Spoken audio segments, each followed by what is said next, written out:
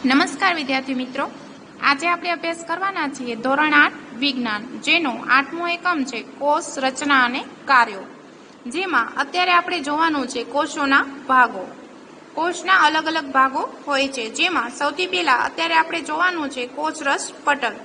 કોષના મૂળભૂત ઘટકો તરીકે કોષરસ પટલ, કોષરસ અને કોષ કેન્દ્ર છે. બરાબર, કોષોના મૂળભૂત ભાગ છે કોષરસ પટલ, કોષરસ અને કોષ કેન્દ્ર, જે આપણે આકૃતિ 8.7 માં જોઈ શકીએ છીએ. કોષરસ તેમજ કોષ કેન્દ્ર કોષરસ પટલ દ્વારા ઘેરાયેલા હોય છે. કોષરસ પટલ એક કોષને બીજા કોષ તથા ઘેરાયેલ દ્રવ્યોથી અલગ કરે છે. કોષરસ પટલને જીવરસ પટલ પણ કહેવાય છે. બરાબર, એનું બીજું નામ જીવરસ પટલ. કોષરસ પટલ છિદ્રાળુ હોય છે. તેના વિભિન્ન પદાર્થોની કોષના અવરજવર માટેનું નિયમન કરે છે.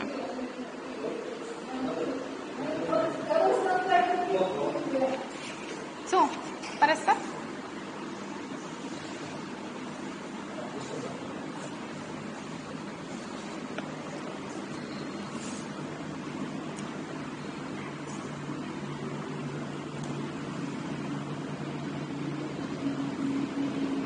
ત્યારબાદ આપણે જોવાની છે પ્રવૃત્તિ 8.3. કોઈપણ કોષના મૂળ ઘટકને અવલોકન કરવા માટે એક ડુંગળી લેવાની છે. ઉપરના સુકાયેલા ગુલાબી ફોતરાને આપણે દૂર કરી દેવાના છે.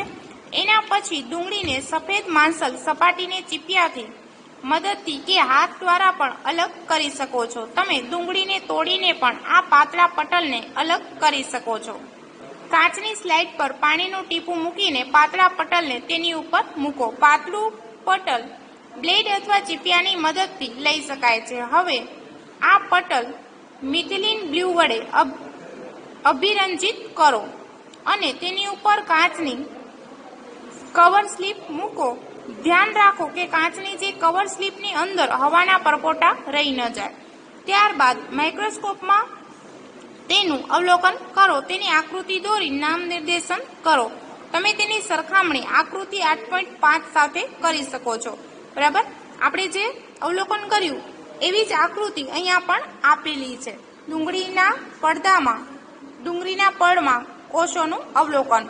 ડુંગળીના કોષનું સીમાસ્તર કોષરસ પટલ હોય છે. બરાબર, એનું સીમાસ્તર છે કોષરસ પટલ, જે એક વધારાના દ્રઢ આવરણ દ્વારા આવૃત હોય છે.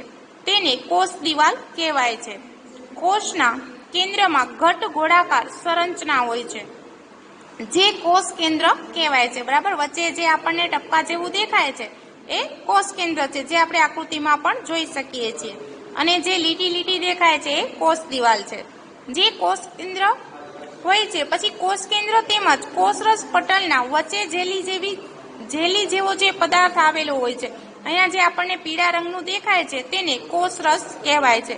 તો આ રીતે આપણે 3 વ્યાખ્યાઓ, જે આપણે પરીક્ષામાં વ્યાખ્યા તરીકે પણ પૂછાઈ શકે કે કોષરસ પટલ એટલે શું, કોષ કેન્દ્ર શું અને કોષરસ શું છે, તો એની વ્યાખ્યા આપણને ખ્યાલ આવે. એના પછી બુજો કહે છે કે હું જાણવા માંગુ છું કે વનસ્પતિ કોષને કોષ દિવાલની જરૂર શા માટે હોય છે. તો આપણે પહેલા જ અભ્યાસ કરી ચૂક્યા છીએ કે કોષરસ પટલ કોષને આકાર આપે છે. વનસ્પતિ કોષમાં કોષરસ પટલની સાથે વધારાનું એક બહારની બાજુ જાડું પડ આવેલું હોય છે, જેને કોષ દિવાલ કહેવાય છે. કોષરસ પટલની ફરતે આ વધારાનું પડ વનસ્પતિના કોષોના સંરક્ષણ માટે જરૂરી છે. વનસ્પતિ કોષોને તાપમાન, ઝડપની ગતિ કરતી હવા, વાતાવરણીય ભેજ વગેરેથી રક્ષણની જરૂર છે. તે આ પરિવર્તનોથી પ્રભાવિત થાય છે, કારણ કે તે સ્થાન બદલી શકતી નથી. જેવી રીતે ડુંગળીના પટલની સ્લાઇડ તૈયાર કરી, એવી જ રીતે તમે ટ્રેડેસ્કેન્સિયા, ઇલોડિયા અથવા રાઈઓના પર્ણની છાલમાંથી પણ સ્લાઇડ બનાવી અવલોકન કરી શકો છો. પહેલીએ બુઝોને પૂછ્યું કે શું તે પ્રાણી કોષનું પણ અવલોકન કરી શકે છે. તો હા, આપણે પ્રાણી કોષનું પણ અવલોકન કરી શકીએ. એના પછી પ્રવૃત્તિ 8.4 છે. એક સ્વચ્છ તૂટપીક લો અથવા માચિસની સળી લો. તેનો ગંધકવાળો છેડો છે એને તોડી નાખેલો હોય. તેની મદદથી ગાલની અંદરની સપાટીને ધીમે ધીમે કોતરો અને તે દ્રવ્યને કાચની સ્લાઇડ પર રાખેલ પાણીમાં રાખો. તેમાં આયોડિનનું ટીપું ઉમેરો અને તેના પર કવર સ્લિપ મૂકો અથવા વિકલ્પ સ્વરૂપે મિથિલિન બ્લ્યુના 1-2 ટીપા લઈ શકો છો. હવે સ્લાઇડનું અવલોકન માઇક્રોસ્કોપમાં કરો. તમને ગાલના પડમાં અનેક કોષો જોવા મળશે.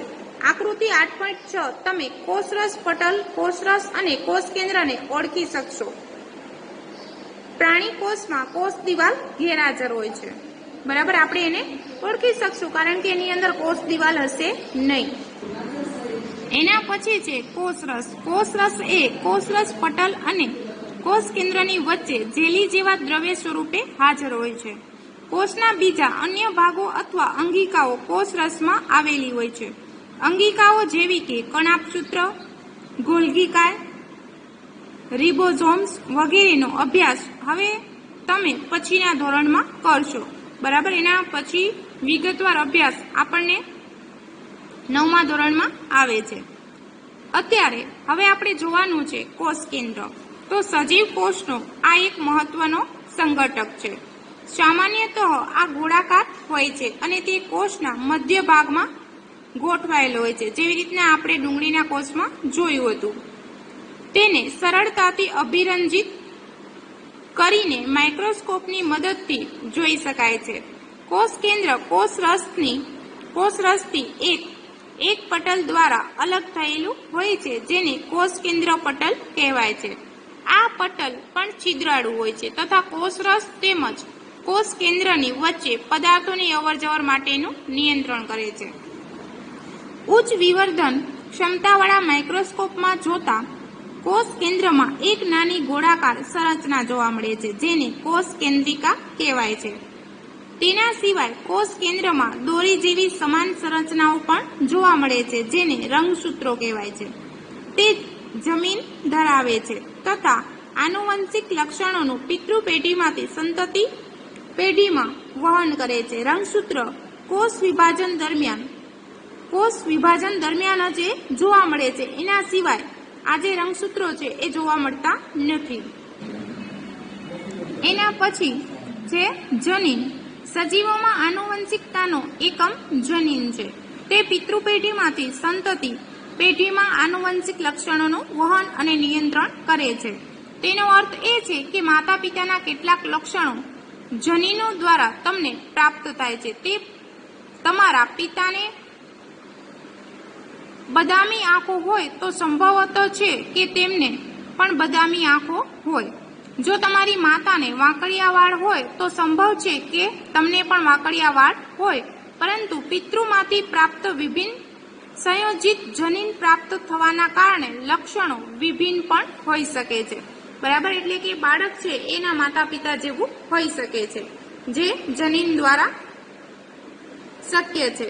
એના પછી છે આનુવંશિક લક્ષણોથી વિશેષ કોષ કેન્દ્ર કોષની ક્રિયાઓનું પણ નિયમન કરે છે. સજીવ કોષમાં સમગ્ર સંઘટકને જીવરસ કહેવાય છે. તેમાં કોષરસ અને કોષ કેન્દ્ર બંનેનો સમાવેશ થાય છે.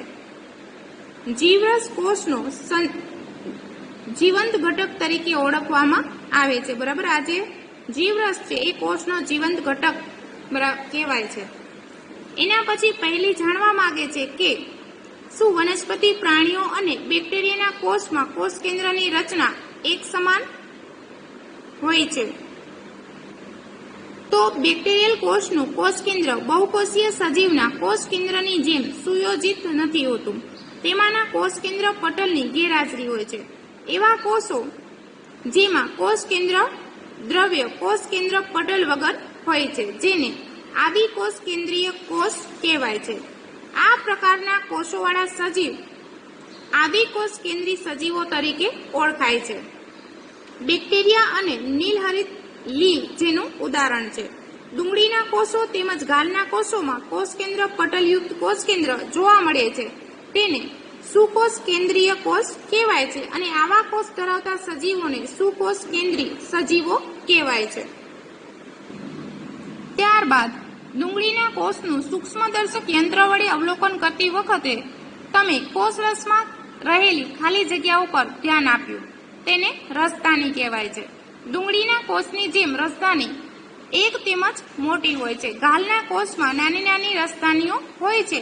મોટી રસદાનીઓ સામાન્ય રીતે વનસ્પતિ કોષમાં જ જોવા મળે છે. બરાબર. પ્રાણી કોષમાં રસદાની છે એ નાની હોય છે. પ્રાણી કોષમાં આ રસદાનીઓ અત્યંત નાની હોય છે. ટ્રેડિસ કેન્સિયાના પર્ણમાં કોષોમાં તમે અનેક નાની રંગીન સંરચનાઓ જોઈ હશે. તે પર્ણકોષના કોષરસમાં વેરવિખેર આવેલી હોય છે. તેને રંજક કણ કહેવાય છે. તે જુદા જુદા રંગોના હોય છે. તેમાંથી કેટલાક લીલા રંગના હોય છે. તેને હરિતદ્રવ્ય કહેવાય છે.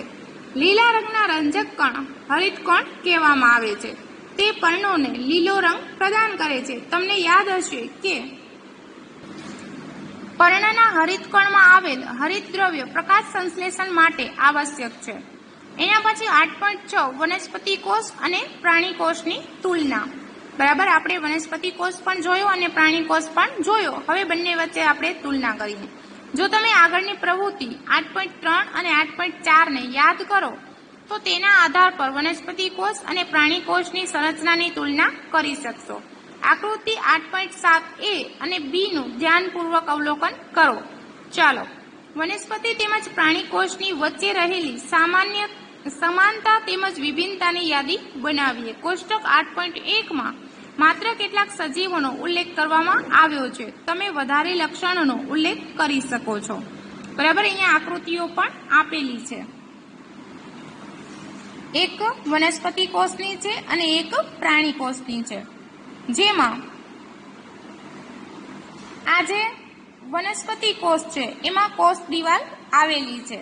બરાબર. અહીં આપણને પ્રાણી કોષમાં કોષ દિવાલ જોવા મળતી નથી. એના પછી અહીં આપણને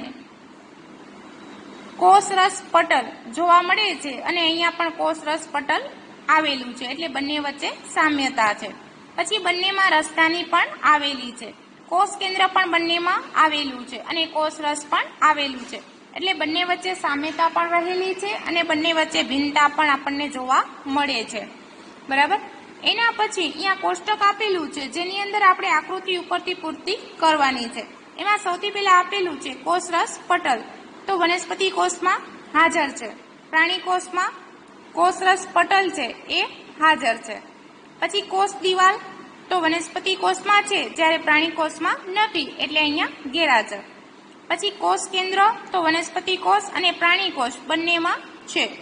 કોષ કેન્દ્ર પટલ તો બંનેમાં હાજર છે. પછી કોષરસ પણ બંનેમાં હાજર છે. રંજક કણ તો વનસ્પતિ કોષમાં છે જ્યારે પ્રાણી કોષમાં નથી. રસદાની તો વનસ્પતિ કોષમાં છે અને પ્રાણી કોષમાં પણ છે. તો આ રીતે આપણે આકૃતિ 8.7 a અને b વનસ્પતિ કોષ અને પ્રાણી કોષ બંનેની આપણે તુલના કરી અને કેટલીક સામ્યતાઓ પણ રહેલી છે અને કેટલીક વિભિન્નતાઓ પણ રહેલી છે જે અંગે આપણે અભ્યાસ કર્યો. તો અહીંયા આપણો જે એકમ 8 છે એ અહીં પૂર્ણ થાય છે.